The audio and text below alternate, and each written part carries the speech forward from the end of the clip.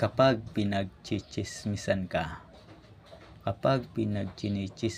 ka, dapat proud ka kasi special ka sa kanila.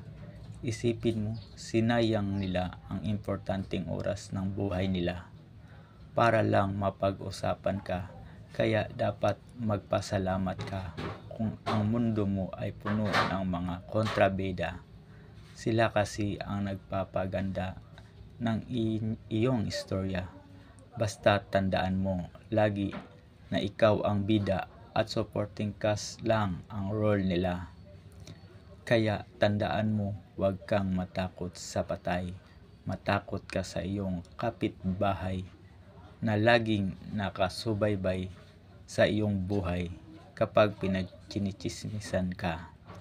Guys, please subscribe and share my channel para update kayo lagi sa mga videos ko. Salamat po.